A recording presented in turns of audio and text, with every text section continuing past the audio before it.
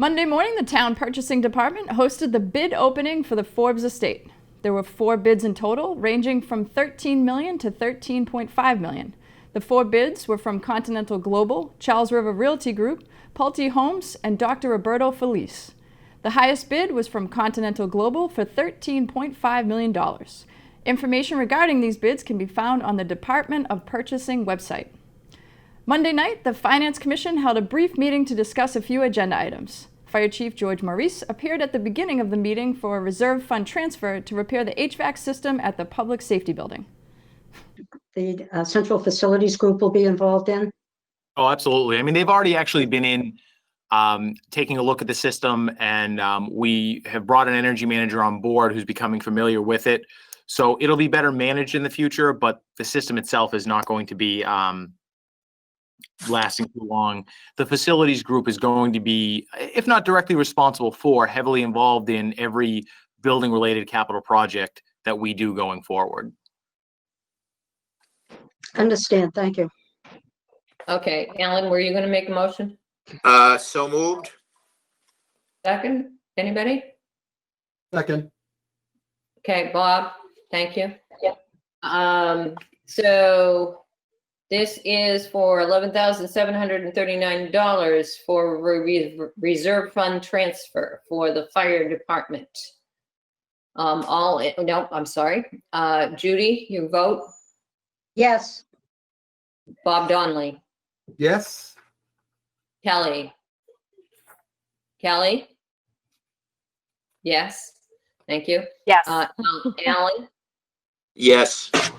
I'm a yes. Also Monday night, the Sustainability Commission met and began their meeting with an action plan timeline review. Following the review, the subcommittees filed their reports. The subcommittees that were discussed were Education and Outreach, Solid Waste, Energy, Public Health, and Resiliency. The Sustainability Commission will meet again later this month. Meeting for the first time since election night, the Board of Selectmen welcomed newly elected members Matt Lane and Helen Abdallah Donahue. Donahue was elected back in after losing to Selectman Hajar in 2019. We're going to start with you, and then Matt, if you just take a few seconds to say hello to folks, and then we'll move on to the reorganization. Thank you so much. Very happy to be back. Thank you very much. Mr. Lane? Thank you very much, Mr. Maloney. Thank you, and thank you to the voters, and I'm ready to get to work.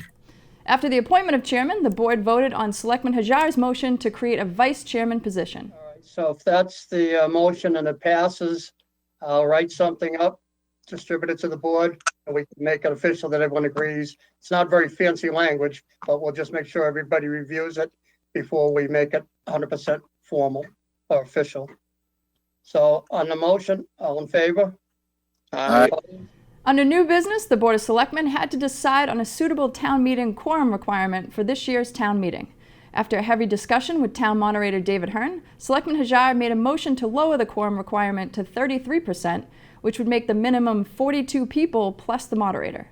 Selectman Maloney did have concerns that the number may be too high. Mr. Maloney, did I see a hand? No, it's fine. I mean, I'll go along, but I'll tell you, if we get 40 people to show up and we can't have this meeting, we're going to be very sorry. But if this is what if this is what we want, I'll go with it. But Okay, so we'll put it to a vote. Mr. Hajar, Aye. Mrs. Donahue, Yes. Mr. Lane, Aye. Mr. Maloney. I Chair votes aye. So we have a unanimous vote of the Board of Selectmen to consider lowering to 33% of the quorum. Mr. Hearn, are you in approval of that action? It's acceptable, Mr. Chairman. Again, though, let's get as many people as we can to attend the meeting next Monday evening. Wednesday afternoon, multiple people joined the Airport Commission meeting. The Commission hosted Du Bois & King to give a presentation on the Norwood Airport Technical Master Plan that highlights some runway improvements and fuel farms for the airport. They fielded some questions after the presentation, and the board approved the Technical Master Plan presented by Du Bois & King with recommendations taken into consideration submitted in writing for a 10-day period. The Airport Commission will meet again soon. Wednesday night, the school committee began their meeting with a reorganization of their board. After nominations and votes, there were no changes made. Teresa Stewart remains as chair and Maya Bodenhofer remains as vice chair.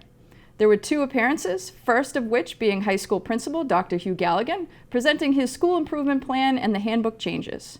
Following Dr. Galligan was Kristen Capizio of the Extended Day Program to talk about fees. After a lengthy discussion, the board made a recommendation. I'm going to recap your motion, but tell me if I'm wrong.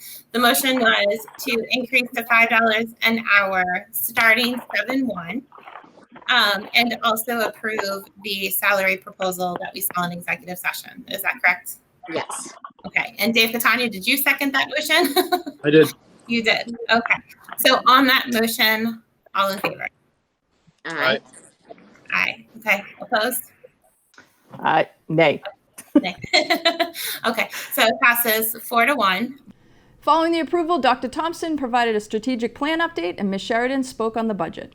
Chairwoman Stewart then read a letter that addresses racial injustice in the schools. Whereas as schools have the responsibility to equip students with their civil right of obtaining a free and appropriate public education, it is the responsibility of each school to ensure we create a welcoming community for all students. And whereas it is the responsibility that every district provide to all district staff, including school committee members, annual professional development on diversity, equity, and inclusion. And whereas every district will commit to recruiting and retaining a diverse and culturally responsive teaching workforce.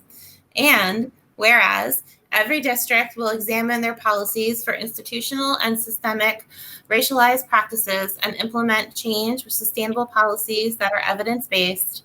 And whereas every district will incorporate into their curriculum the history of racial oppression and works by Black authors and works from diverse perspectives.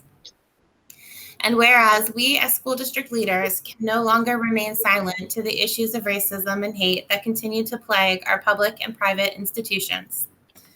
Resolved that Norwood Public Schools and all the school districts in the Commonwealth must guarantee that racist practices are eradicated and diversity, equity, and inclusion is embedded in practice for our students, families, faculty, and staff. We must ensure our own school culture and that of every district in the Commonwealth is anti-racist, that acknowledges that all lives cannot matter until Black lives matter. Is there a motion for us as the Norwood School Committee to sign this resolution that the MASC drafted? Motion to approve. Okay, Dave, is there a second? Seconded. Second by Joan. Is there any further discussion? Yeah, Dave. I wasn't trying to bring this up. I'm glad the MSC did. I really think that we should add this to our long-term agenda of how we're going to implement these things here. Absolutely. Any other feedback at this time? All in favor of the motion to sign this resolution as the Norwood School Committee? Aye. Aye. Wonderful. Unanimous. 5-0. Thank you. The next meeting for the school committee will be in July. Also Wednesday night, General Manager Tony Mizuko, along with all department heads, hosted a live Q&A session on GoToMeeting for town meeting members to discuss the FY 2021 general government budget. Mizuko presented each department's budget and fielded questions at the end of the presentation. The presentation will be broadcasted in full on the NCM Government channel and will be available on the NCM Video on Demand and YouTube. To watch complete government coverage, tune into the NCM Government channel or watch it on demand at nordcommunitymedia.org.